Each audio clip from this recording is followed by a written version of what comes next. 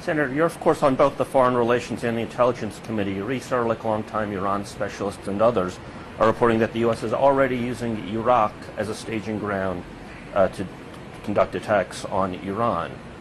Is that true, to your knowledge, and doesn't that further escalate tensions in the region?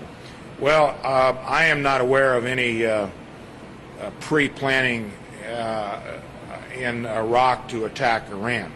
Ongoing low-level attacks are supposed to be happening.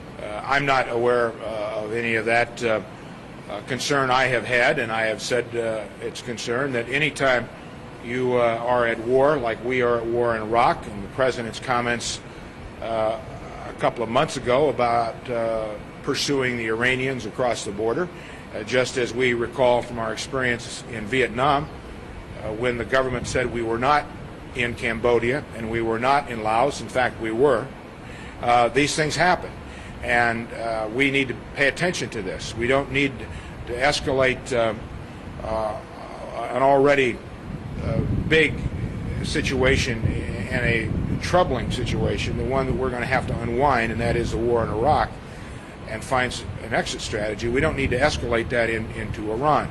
We are far wiser in pursuing, as we are with the United Nations, a course of action in dealing with Iran. If Congress exercised its right to cut off funding to the really end the war in Iraq, do you think that the President would leave the troops in a lurch, or would he withdraw in a responsible fashion? Well, the President, depending on what the Congress would say, would have to abide by a law. Now, he can veto a law, a bill, as he said he would veto the bill the House passed, and I don't know what the Senate's going to do this week. Certainly the President has that constitutional authority. But we are not there yet. But the bigger issue here is the President should reach out to the Congress and cooperate. We have a very dangerous situation in Iraq. It's not getting better. It's getting worse. If it's getting better, then why are we escalating our involvement? If things are getting better, then why are we putting more troops in? And all of our allies are leaving. Of course it's not getting better, it's getting worse. I'm opposed to that escalation, and I think a number of members of Congress are, reflected by what the House did on Friday. So we are going to continue to affect our constitutional responsibilities to change the course of action of our involvement in Iraq. Do you regret your war vote, and do you think the administration believed bad intelligence, or did they work to rig it? Well, if you're referring to the resolution, the Iraq War Resolution 2002, that was not a resolution to go to war.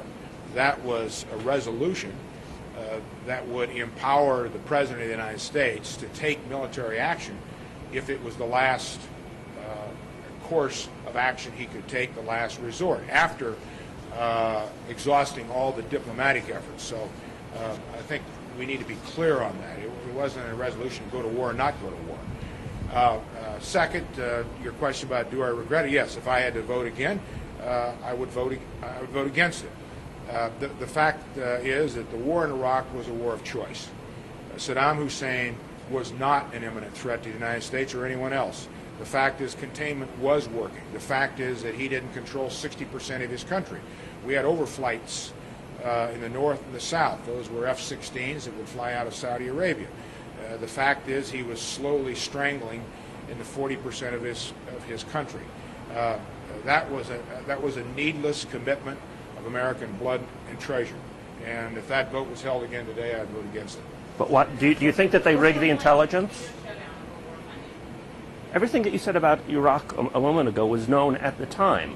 How do you explain? I mean, you in your speech you said the risks of inaction are too high, and so on. You voted for and seemed to have believed that Iraq possessed weapons of mass destruction. Was there a propaganda effort? Were you fooled by it? If so, why?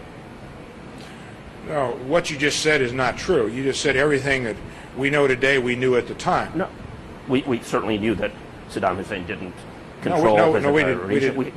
We knew we had overflights. Well, I'm not going to debate you about it, but what you said is not true. The fact that the entire intelligence community of this government, all 16 agencies, told the President, as well as intelligence agencies from other countries, all our allies, did believe and did say that Saddam Hussein had weapons of mass destruction. You had a question over here. Yes.